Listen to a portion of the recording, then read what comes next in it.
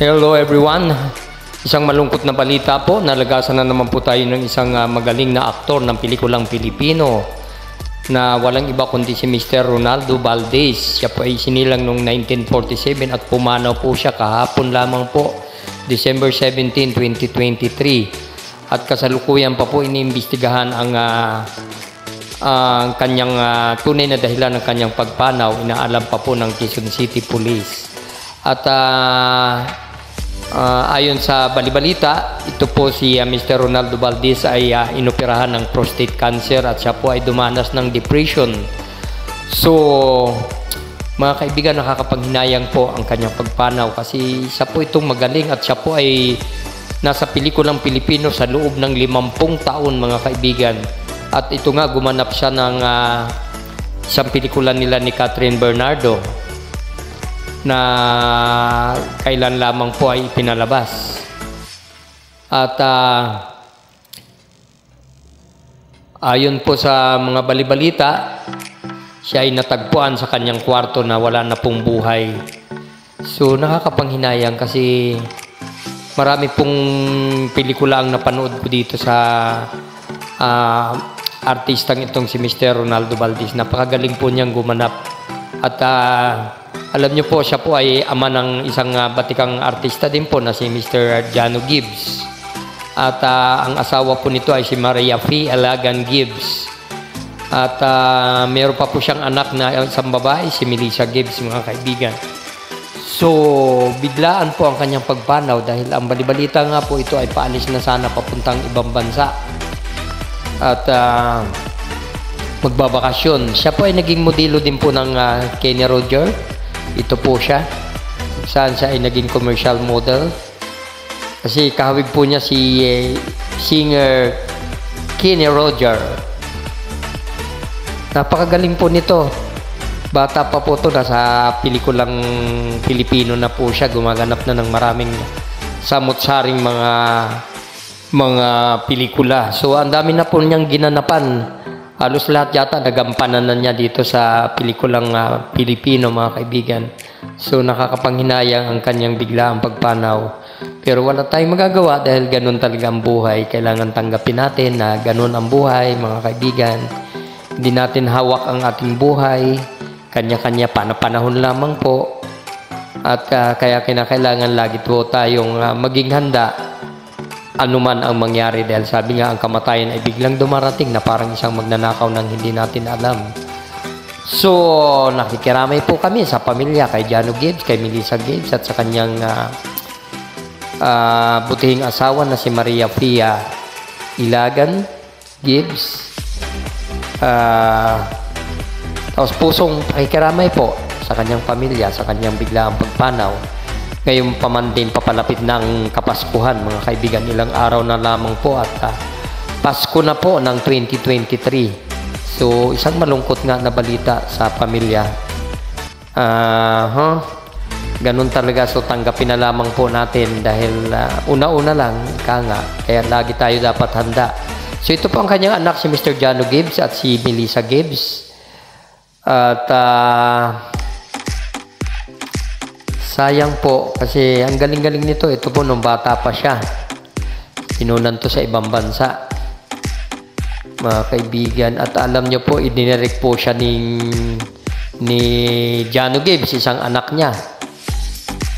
Naging director sa kanyang ama. Idinirect sa isang pelikula. So, ganun po, mga kaibigan, ang pangyayaring malungkot na balita. Ito po ay nung nagkaroon sila ng reunion, birthday yata ng apo. Huling reunion nitong kasalukuyang taon ng 2023. At yan na rin po ang huli nilang pagsasama-sama. Kasi ayon sa balita, si Jano Gibbs ay kasalukuyan na sa ibang bansa. Sa Canada, sa isang show yata. Kaya napakalungkot nitong nangyari na biglaang pagpanaw sa edad na 76. Kung tutusin, bata pa po ito, malakas pa. Kasi 76 malakas pa po yun. Kayang-kaya pa. Makakagawa pa sana siya ng mga pelikula. na pwede niyang gampanan bilang lolo, kagaya ng ginampanan niya kay Catherine Bernardo na bilang apo niya at lolo siya ni Catherine sa pelikulang hindi ko matandaan ang titulo, mga kaibigan. So bye bye Mr. Ronaldo Valdez, you may rest in peace, see you in heaven, at naway makasama mo si Lord sa paraiso, sa paradise, at magkikita-kita na kayo ni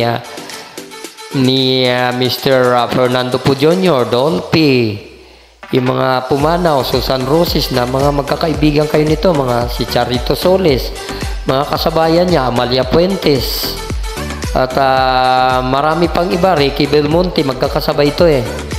Kaya magkikita-kita na sila doon sa heaven. Naway nasa piling na kayo ng ating mahal na Panginoon. At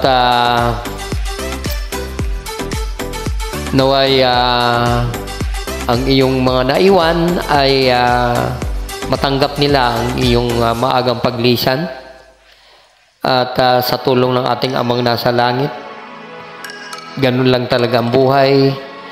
Kailangan maging matibay tayo, maging matatag, at tanggapin natin ang katotohanan na hindi tayo permanente dito sa daigdig na ito.